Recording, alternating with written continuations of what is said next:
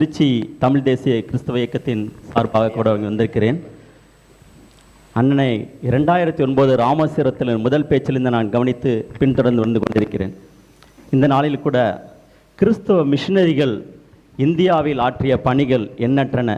கல்வி பணி, மருத்துவம், தீண்டாமை ஒழிப்பு மற்றும் ஒடுக்கப்பட்ட மக்களுக்கான முன்னேற்றத்தில் அனைத்து பிரிவுகளும் அவர்கள் பணியாற்றி கொண்டிருக்கிறார்கள்.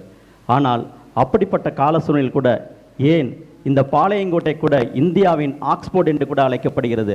அதற்கு முக்கியமான காரணங்கள் அருட்பணியாளர்கள் மாத்திரமே.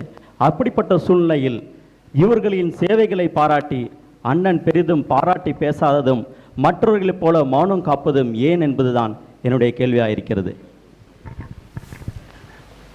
இல்லை, நான் பாராட்டி தான் பேசிட்டு இருக்கேன். ஏற்கனவே கிறிஸ்தவ மிஷினரின்னு தான் RSS பிஜேபி சொல்லுது, திமுக என்னை பிஜேபின்னு பி டீம்னு சொல்லுது, திடீர்னு இஸ்லாமிய கைக்கூலின்னு சொல்லுது. எவனும் எனக்கு கூலி தந்த மாதிரி தெரியல,